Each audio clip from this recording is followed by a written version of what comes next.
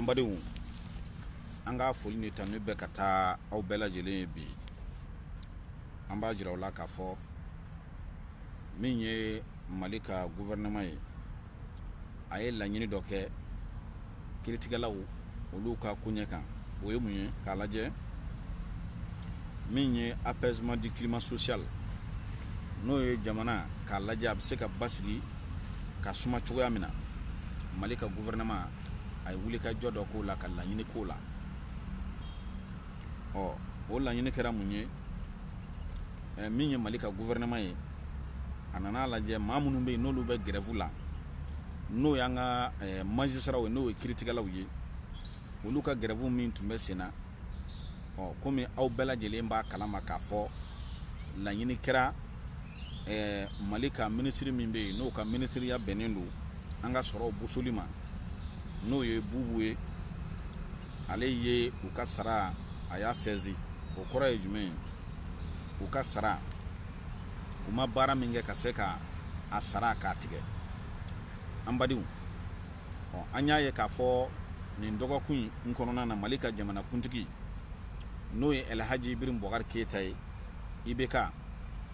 ale ni ministre de la justice ani premier ministre no Ismaïl Bouboué Maïga kana se cour d'appel et cour suprême nyamogoma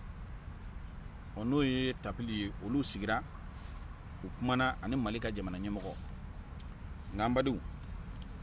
o sigi ka pmain o bela jelen kofe minye gouvernement inafo magistrat yere tumba ni mbe mamunungu dadu kunangu kumana no bala ko lu kata no ye tapili no ye jamana premier ministre no ye ministre de la justice olu de labana ka klaka sigi tuguni awa osigi ka pma be kofe ani intervention ni delu kofe minye awa jamana ka gouvernement yi ya laje ka la nyinike mbadu abeba kalama minye jamana premier ministre no Ismaïl Bouboué Maïga aye tama minke ka tamuti jamana kononana aka tama inzeve dandigali do be aye mununge aya jira ka fo kwa ba fe angelingeli na bela jili gela min be no be jamana ngono an bela jili ka se ka ke o gela en wuli baga angelingeli na bela jili. Je voudrais dire que les défis que nous avons à relever demandent à chacun de donner un peu de lui-même. Ko jamana be chugomina ati nye fon angelingeli na bela jili anga se ka anyere di chugomi anga mbeka doni di o jamana ka se ka lafia o déclaration kera o komi puma do be senabi ani ko magistrat ina fo misaliala Cheblin Darame ale dandigali do ke kuna foni di soro sira do fe komi jamana premier ministre no Ismaïl Bouboué Maïga ko bala ka yere soso o ko be ka yere soso ko de ke ngambe fe ka o wala pour que obse ka famille soro la tugamina ambadiu jamana premier ministre no Ismaïl Bouboué Maïga ayito moti aye réquisition ko kuma fo kora jume o ka fo mamunu be nu be bara bla nyari yere la ku wajibiya u ka se ka ta bara ke chugumina abi fo de mako réquisition ku wajibiya u ka ta bara ke ani magistrat munu be grève la olu sara tigele mingera mbadu amba jira la ka fo munu tumbe grève la o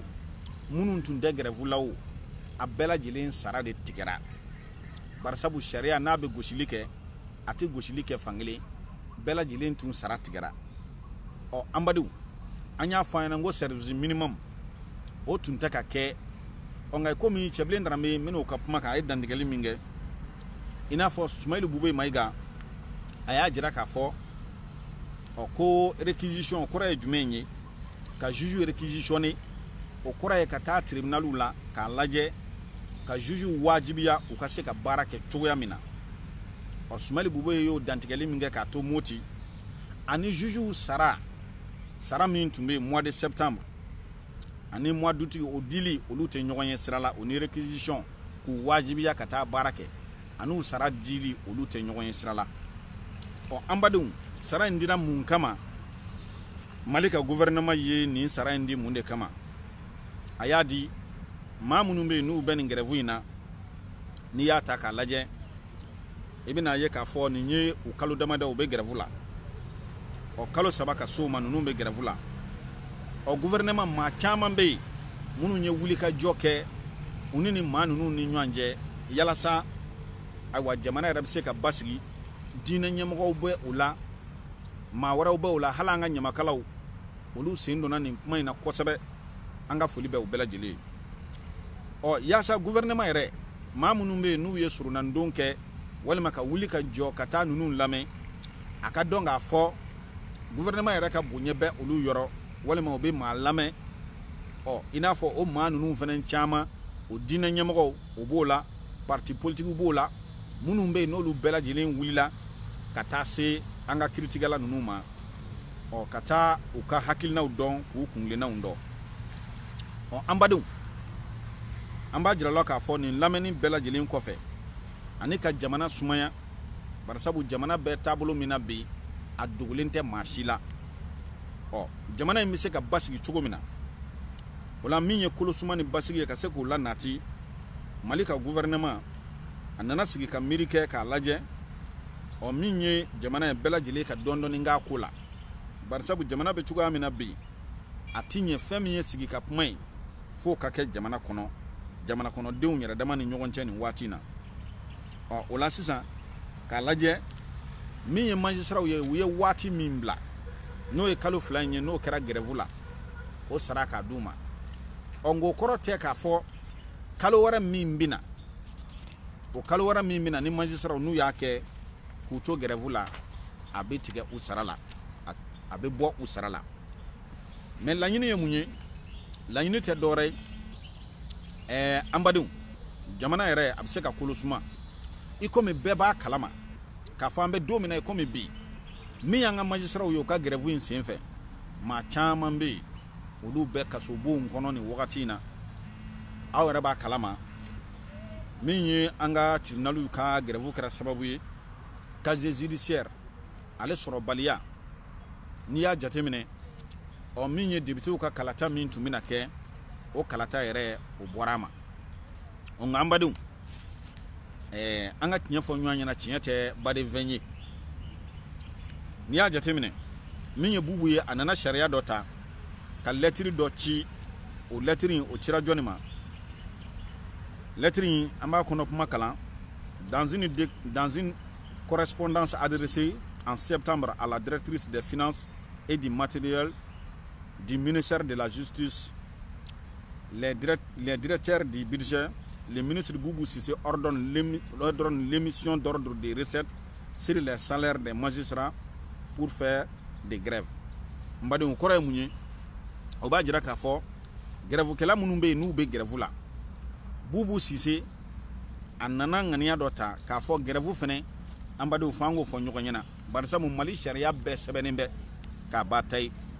fo ni maa min y'i tugu k'a sɔsɔ a fɔra ko n'i ye grève kɛ ni grève tɛmɛna tile 3 kan jango k'a kɛ baarabila ɲɛri ye n'o ye grève illimité ye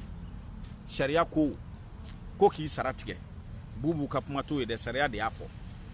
ko k'i sara tigɛ Bubu ka kuma t'o ye sariya de y'o lakali donc o kɛlen yamaruya dira mais an badenw fɛn dɔw bɛ yen an ka tiɲɛ fɔ ɲɔgɔn ɲɛna baden fɛn dɛ an ɲɛ b'a la k'a fɔ Mali juges u taar'u yɛrɛ sɔrɔ politique kɔnɔ barisabu u bɛ nin grève in daminɛ don min na grève daminɛna u tun ye min ye juillet kalo tile 25 grève daminɛr'u la parce que u ye tile 7 kɛ fɔlɔ o bɛ mun ko fɔ ɔ grève n'a daminɛna juillet kalo tile 25 ɔ mais min ye magistraw ye olu ye grève kɛ o y'a sɔrɔ élection tɔ tile joli élection présidentielle o ka kan ka kɛ le 29 juillet mais an ka magistraw ye grève daminɛ le 25 n badenw ni maa min bɛ yen k'e tɛ politique la k'e b'i ka jamana fɛ ɔ yala o waati yɛrɛ ye grève yɛrɛ kɛ wagati ye wa an badenw an ka tiɲɛ fɔ ɲɔgɔn ɲɛna baden fɛn tɛ ninnu nan'o la ka na grève boloda ka na grève kɛ o y'a sɔrɔ élection présidentielle le 25 juillet olu taara grève la mais le 29 o ye jamana ɲɛma kalata ye an badenw o grève de nana to senna min ye awa i k'a dɔn fo kana élection législative barisabu sɛbɛnfura minnu bɛ yen maa caman bɛ yen olu ma se k'u ka sɛbɛnfuraw olu ma se k'o sɔrɔ maa caman bɛ yen olu ma se k'u ka sɛbɛnfuraw sɔrɔ n'o ye casier judiciaire ye i mana mɛn i b'i présenter o papiers de b'i bolo nka hali o bɛɛ n'a ta dɔw bɛ yen minnu sera k'u ka casier judiciaire sɔrɔ u y'a sɔrɔ cogoya min na maa si tɛ a ɲɛdɔn an badenw i komi n y'a fɔ an ɲɛna cogoya min na grève sariya de b'a la jamana kɔnɔna na maa tɛ se ka baara bila n'i yɛrɛ ye ten a fɔra ko n'i ma ɲɛ i bɛ grève kɛ service minimum i b'o kɛ service minimum fɛnɛ mɔgɔ jumɛnw de fɔlen don k'a fɔ k'olu ka kan ka service minimum kɛ jamana kɔnɔna na o ye mɔgɔ jumɛnw ye o ye min ye premier président n'o ye président ye tribunaliw la olu ka kan ka to yen ayiwa service minimum président bɛɛ lajɛlen ka kan ka to yen ka service minimum kɛ président de chambre o ni conseiller fila cour d'appel la olu bɛɛ ka kan ka to yen ka service minimum kɛ procureur généraux b'o la avocat généraux b'o la de la cour suprême ani cour d'appel la olu bɛɛ lajɛlen ka kan ka to yen ka service minimum kɛ min ye président vice président des tribunaux grande instance ani tribunaux de l'instance ani tribunaux de travail tribunaux du commerce tribunaux administratifs tribunaux pour l'enfant et des juges de paix compétences étendues ninnu bɛɛ lajɛlen ka kan ka to yen ka service minimum k'a kɛ an badenw sariya fana bɛ mun fɔ o fana na tuguni sariya ko ni maa minnu fɔlen filɛ nin ye ko ka service minimum kɛ maa minnu bɛ yen ni o y'an ka kiiritigɛlaw ye n'u ma sɔn ka don ka taa baara kɛ ni gouvernement y'a wajibiya ayiwa ni k'a fɔ ka Sumali Bube Mayiga k'a to Moti ko ka réquisition kɛ k'u wajibiya k'u ka taa baara kɛ ni sariya in fana b'a fɔ ko n'o kɛra kaba an ye nin ɲɛmɔgɔ minnu fɔ olu fana bɛ se ka wajibiya grève kɔnɔna na u mako bɛ kiiritigɛla damadɔ min na ka se ka fara u yɛrɛ kan k'o baara kɛ cogoya min na sariya fana y'o fɔ sariya m'o kɔn o y'a ye ni réquisition kɛra sariya ko ni ɲɛmɔgɔ minnu tɔgɔ fɔra wajibi ni grève kɛra service minimum ninnu kan ka to yen ka baara kɛ nka ni réquisition fana kɛra ninnu fana bɛ se ka wajibiya maaw kan k'a fɔ magistraw ka a ye na don a ka baara kɛ barisabu sariya fana de bɛ diɲɛ ko bɛɛ lajɛlen na nka an badenw an y'a ye k'a fɔ o ma kɛ tribunal caman na a kɛra tribunal minnu na o bɛ jate bolonden kɔni na misaliyala i bɛ se ka min ye communicati tribunal ni Dramani Jara y'a procureur ye i bɛ se ka o di o ka yɔrɔ la a baara kɛra ye kosɛbɛ ne badenw maa minnu bɛ yen bi n'u bɛ k'a fɔ ko service minimum ko o ma maa minnu bɛ k'a fɔ bi ko min ye Mali ka gouvernement ye ko tiɲɛ na ko a dɛsɛra walima ko magistraw ye sebaaya de sɔrɔ n'o y'an ka kiiritigɛlaw ye an b'a fɔ olu ɲɛna ko olu bɛ fili la ka d'a kan u bɛ fili la ka da kun jumɛn kan a fɔra ko ka réquisition kɛ a ma fɔ maa si ye min ye magistraw ye réquisition ye wajibi ye o n'a sariyaw bɛ ɲɔgɔn na mais ni sara min fana dilen filɛ u ma nin ye nin dabɔkun fana ye mun ye ka jamana suma ka jamana basigi nka réquisition b'a nɔ na k'u wajibiya k'a fɔ k'u ka taa baara kɛ o ma bin ka bɔ yen jamana premier ministre fɛ o ma bin ka bɔ yen gouvernement yɛrɛ fɛ an badenw an badenw an b'a jira k'a fɔ min y'an ka magistraw ye an bɛ don min komi bi an ko u k'u yɔrɔ ma janya ka bɔ politiki la barisabu ninnu tun bɛ fɛn wɛrɛ nɔfɛ min tɛ u ka nafolo ɲinini i n'a fɔ an y'o fɔ an ɲɛna siɲɛ caman n'u u ye ne sɔsɔ o kɔrɔfɔ la k'a fɔ ko ne y'a jira k'a fɔ magistraw ka salaire de base k'o ye 140,000 700,000 francs jamana gouvernement yɛrɛ nana bɔ n'a ye ka ɲɛfɔli kɛ wari min bɛ yen kabini négociation in daminɛna kabini IBK nana fanga na kabini Ablaye Idrissa Mayiga ale bɛ gouvernement ɲɛfɛ gouvernement yɛrɛ bɔra n'a ye o cayara n'anw da ye 140,000 dɔɔnin bɛ o yɛrɛ kan mbadum anye fen chairman foye ni dossier nka no yi mansira ka dossier nga mansira utalembe u yere soro fin dola fin mimbe ni ote mansira ka barai oye jume mansira utaru yere soro politique ko buna kunka ina fo election kaka nga ke le 29 ne badu ne ba aw nyininga le 25 oye grève ke wati mansira fe mansira yere fanga yere bolo fara dodi anga critiquer law fo ka fo o ka fam olu yere jamana pouvoir nani nandi pouvoir ni pouvoir bi se ka kele chogodi ni ya soro hakilina warate kono anya ye ka fo Soumala Cissé wulila kati nyeda magistrat kan mais Soumala Cissé ama proposition ge ama solution duma ale jalaki de ke ko gouvernement ma ka laydu time anya fo chien chama amina sigaka chiedu laydu tara na gouvernement laydu do time hal ni asro laydu do be munu matime nga were ya ye ka fo minye magistrat kan nyemogoy uko mamunu nga tabi no cour suprême nyemogoy no ye tapili olu ma kelen de be ka nyana bobi olu ma kelen de ni ibeka sigira uni ibeka pumana uyu pa olu mununguna o la nyini kera ka fo abena laje magistrat o kelinte mois de décembre no ye décembre kalwe ka jetemine ke minye anga mawyi magistrat wi olu kelinte mais Mali barakela bela jele ka jetemine kala aywa fere ni dabali jume mi se ka soro mi se ka to chugo ya mina doka fara saraw bela jelenga ni ya soro wari be jamana bina laje na Musa ka be est-ce que dob se ka fara barakela bela jelen saraka wa ho jatemine o no ti se ka ke jamana yere wari ye minyi ko fonyo anyana barsabu hali ma min te mishu miyoro la beba do flinti jamana kono be beba do ka fo jamana bi warta kono ni tara trésor la ibu don ni taranga furuba chake yoro la ibu don kada munga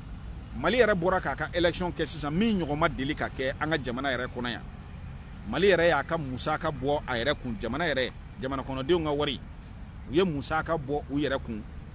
milliard muga ani kononton ka se ka election organiser chuya mina beba don ka fo hali ma min te mishu minyoro la flinti o kama jamana yere wari ta kono bi bela jelen ba kalama anya ye Malika jamana kuntigi no ye la Haji Ibrahim Boubacar Keita ye a wulila atara l'américain fi aye tali min ke ni no amadugo mogola atara aye la nyinu ke aya fo o kene kan ka fo ande me baga do be munu be nu ye laydu di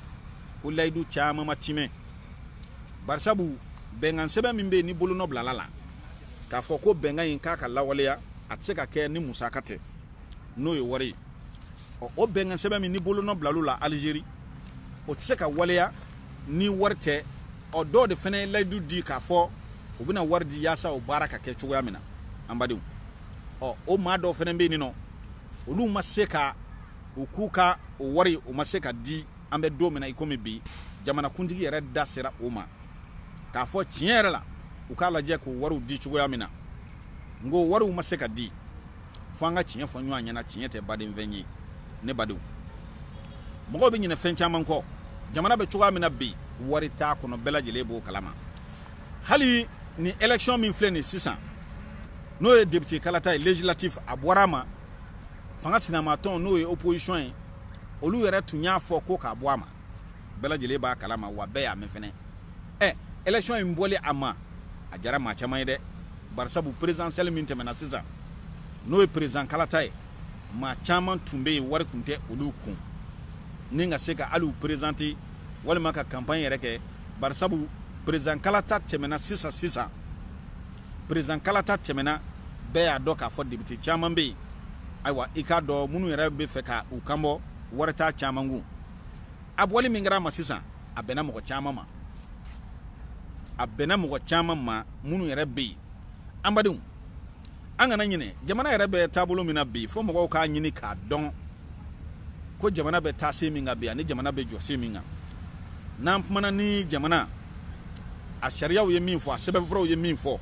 nampmana nai anga jamana ya ka chala fe abena jo me ma chama be uba fo ko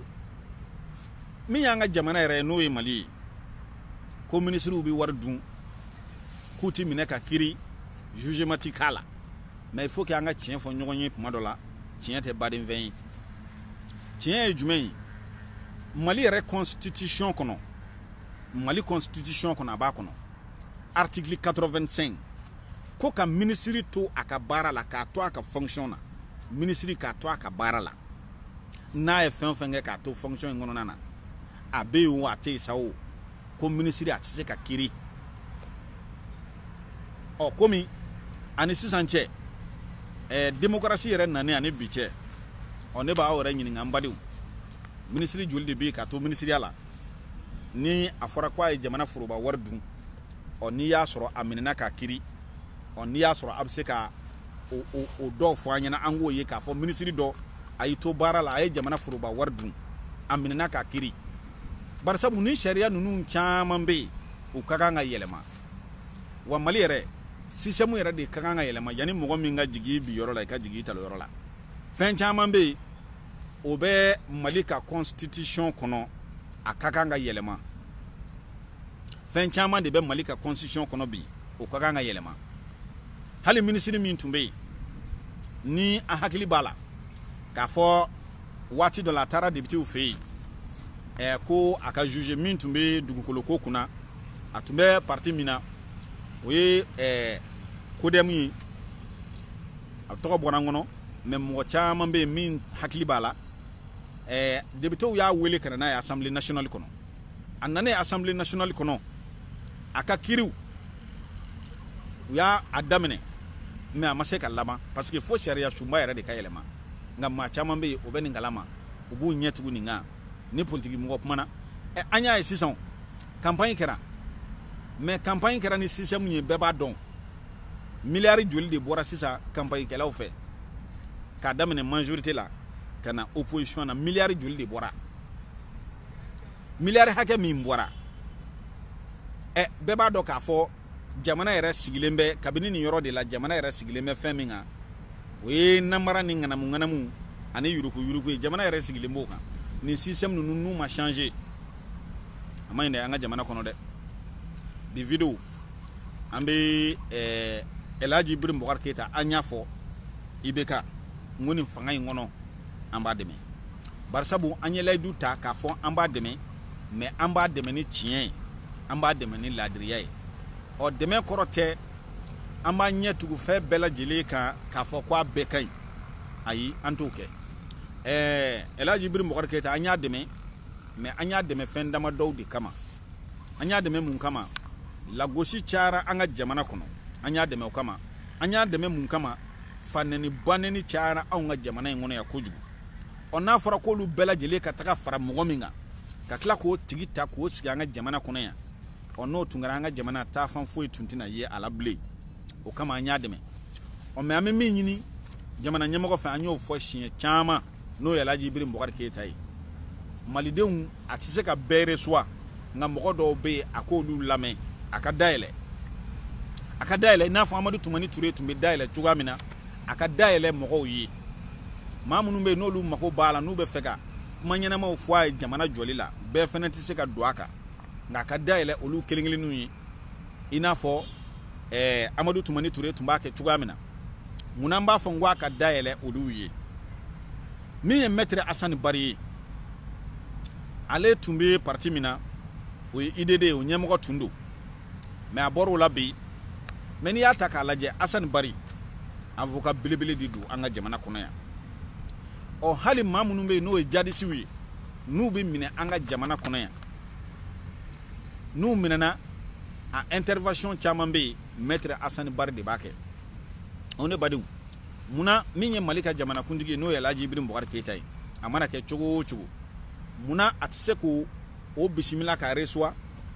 u ka se ka masala a ka dɔn min ye sunkalo ye sunkalo min n'a minɛnen don an bɛ don min na komi bi ni juge don sunkalo bɛ yɔrɔ jumɛn